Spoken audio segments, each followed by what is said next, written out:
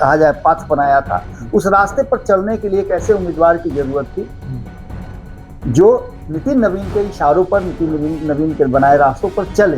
कई राज्यों में सरकार बनाने तक का उनको कहा जाता है, तमगा दिया जाता है। वैसे प्रशांत किशोर इस चुनाव में उतर करके कहीं ना कहीं इस चुनाव को उन्होंने एक हॉट सीट बना दिया है, और यही कारण है कि सम्राट चौधरी दिन रात एक किए हुए हैं। सम्राट चौधरी जैसे ही इस चुनाव की घोषणा हुई, उसके बाद आप देख लीजिएगा कि एनडीए के घटक दलों से लगातार मीटिंग कर रहे हैं। सीधे तौर पे आप देख लीजिए तो ये चुनाव अभिषेक नहीं लड़ रहे हैं, बल्कि ये चुनाव नितिन नवीन लड़ रहे हैं।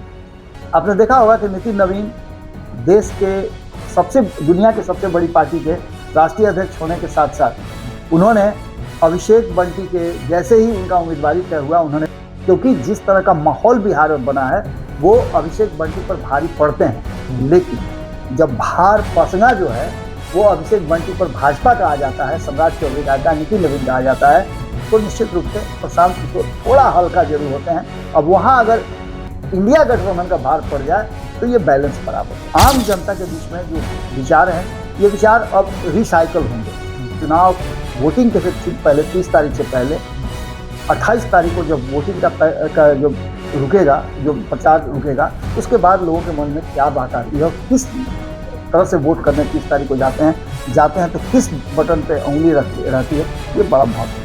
नमस्कार, मैं हूं अंकित कुमार और आज हमारे साथ बात करने के लिए जो पूरे बिहार के राजनीति को समझते हैं और बिहार के राजनीति को नब्ज को पहचानते हैं और बांकीपुर विधानसभा में इनका घर हुआ आवास है, तो खास तौर पे हम बांकीपुर विधानसभा जिस तरह से बिहार में एक राजनीति का चर्चा का केंद्र बना है और जो ये हाई प्रोफाइल सीट बन चुकी है, इसलिए कि क्योंकि यहाँ पे जनसुराज के सूत्रधार कहे जाते हैं प्रशांत किशोर, वो चुनावी मैदान में है। देखा जनरल इलेक्शन में उन्होंने अपनी उम्मीदवारी नहीं की थी, लेकिन बाई इलेक्शन में अपनी उम्मीदवारी प्रस्तुत की है। और वहीं जब राष्ट्रीय अध्यक्ष राज्यसभा जाते हैं बीजेपी के, उनके द्वारा ये सीट खाली होती है और जिस तरह से वो एक राष्ट्रीय अध्यक्ष के द्वारा खाली हुई सीट और एक छोटे कार्यकर्ता को बीजेपी अपना भरोसा जताती है, वहीं राजद पुराने ही अपने उम्मीदवार पे भरोसा की है।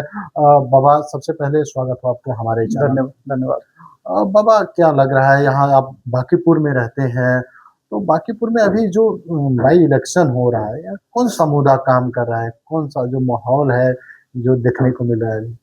देखिए, पिछले 3 महीने से लगातार इस बात की चर्चा चल रही है। जैसे ही ये तय हुआ, हालांकि आप लोग अगर देख रहे हैं तो मैं लगातार इस बात को 2024 के चुनाव के बाद, जैसे ही नितिन नवीन को राष्ट्रीय अध्यक्ष की जिम्मेवारी मिली, वैसे ही हमने ये बात दावे के साथ कहा था कि नितिन नवीन अब बांकीपुर सीट के एक विधायक नहीं रह जाएंगे, इन्हें या तो राज्यसभा बुलाया जाएगा या फिर लोकसभा का चुनाव लड़ाया जाएगा, क्योंकि उनकी जिम्मेवारियां बड़ी हो जाएंगी और देश भर की राजनीति करने के लिए आप किसी खास क्षेत्र से बंधे हुए नहीं रहते हैं। अंततः उन्होंने राज्यसभा उनको भेजने का फैसला लिया गया और साथ ही उन्होंने इस्तीफा भी दे दिया, तो इस सीट पर चुनाव होना था।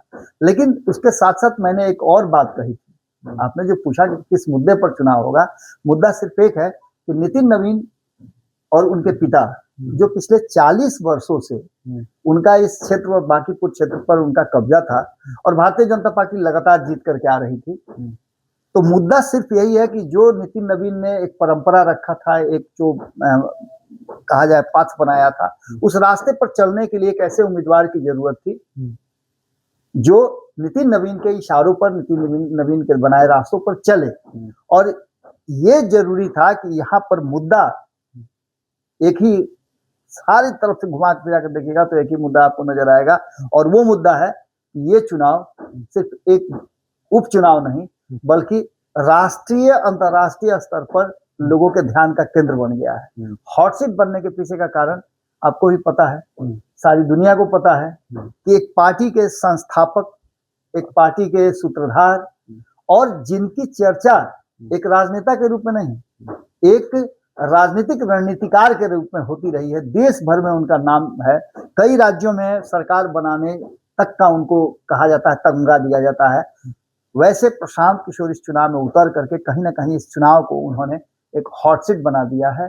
बाकी मुद्दों की बात अगर करें तो मुद्दा सिर्फ एक है, अगर प्रशांत किशोर इस लड़ाई को जीत जाते हैं तो आप समझ रहे हैं कि कितना बड़ा डिजास्टर होगा भारतीय जनता पार्टी और एनडीए के लिए। राष्ट्रीय अध्यक्ष के वजह से सीट बिल्कुल खाली हुआ है। बिल्कुल, राष्ट्रीय अध्यक्ष इसमें देखिए सीधी तौर पे अगर देखा जाए तो इसमें प्रतिष्ठा जो है वो राष्ट्रीय अध्यक्ष की फंसी हुई है, यानी कि सीधे तौर पे पूरे भारतीय जनता पार्टी की फंसी हुई है। और यही कारण है कि सम्राट चौधरी दिन रात एक किए हुए हैं।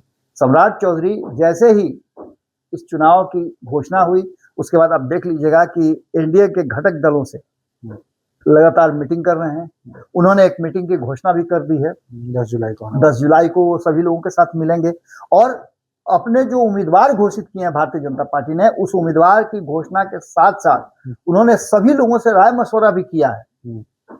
यानी सीधे तौर पे देखिए तो ये बांकीपुर का चुनाव एक हॉट सीट हो गया है और इसकी चर्चा देश दुनिया में चल रही है।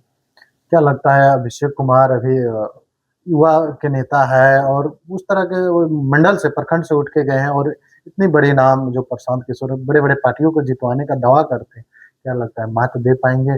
देखिए सीधे तौर पे अगर इस बात को जब आप तराजू पे रखिएगा तो कहीं ना कहीं पलड़ा अभिषेक का झुका हुआ जरूर है। प्रशांत किशोर वाला पलड़ा थोड़ा सा उठा हुआ है। झुकने के पीछे कारण है कि वहाँ चुनाव जो बांकीपुर में चल रहा है, क्योंकि मैं इस क्षेत्र का नागरिक भी हूँ, मैं वोटर भी हूँ, तो मैंने बहुत गंभीरता से देखा है। और कई चुनाव में चूंकि एक बूथ जो है मेरे ऑफिस के ठीक बगल में रहता है, तो उस बूथ पे ही हम वोट देने जाते हैं। और यहाँ हर बार चुनाव के समय में जिस दिन वोटिंग होता है उस दिन शाम के समय में नितिन नवीन का आना जरूर जारी था।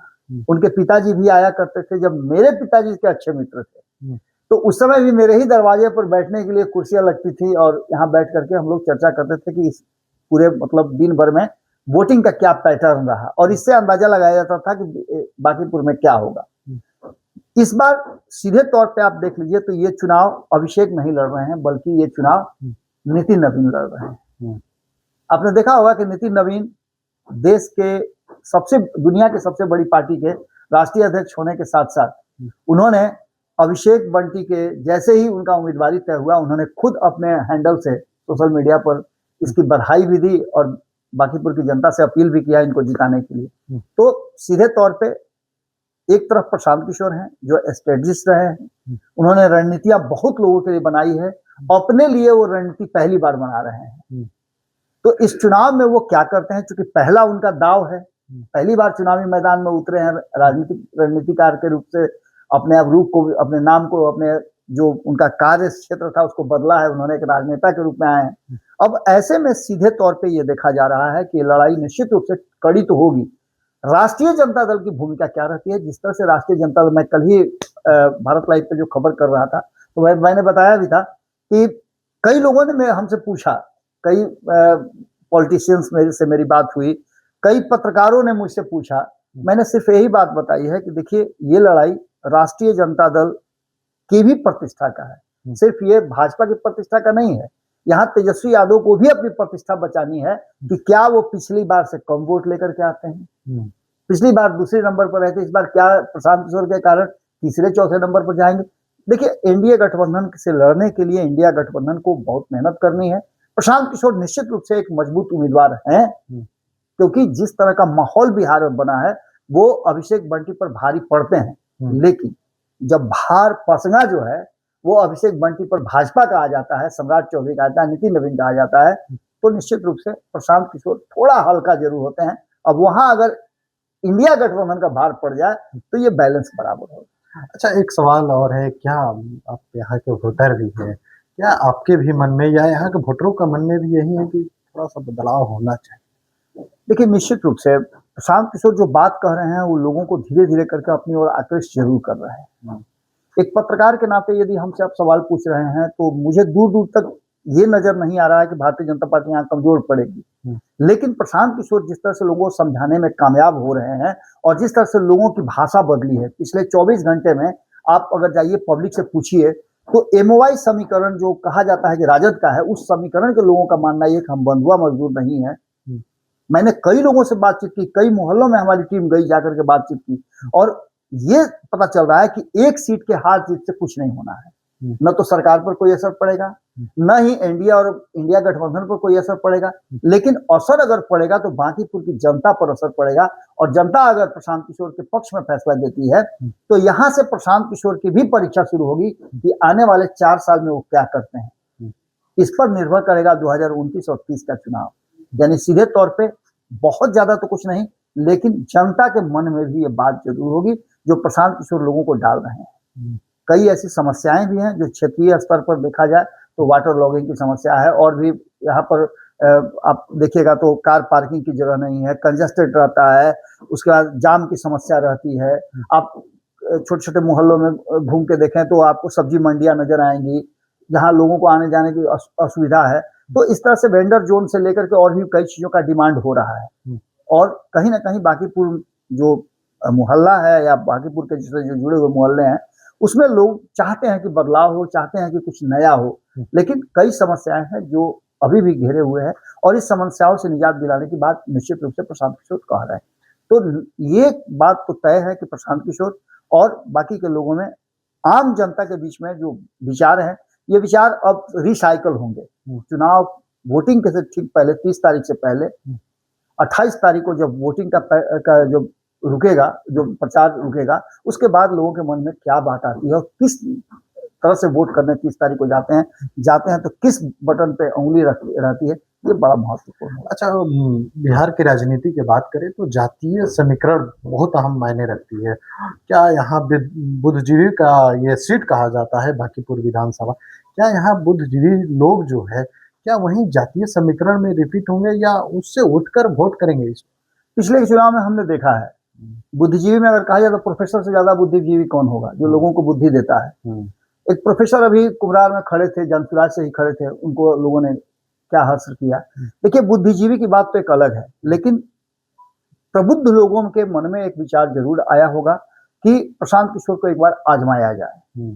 तो एक बात तो यहाँ जातीय समीकरण की बात करें तो यहाँ कायस्थों की संख्या सबसे अधिक है, 15 से 18% यहाँ कायस्थ हैं। उसके बाद सेकंड नंबर पे यहाँ पर वैश्य आते हैं, जो कि आप देखे होंगे राष्ट्रीय जनता दल की तरफ से जो रेखा गुप्ता खड़ी हुई हैं वो उस समाज से आती हैं।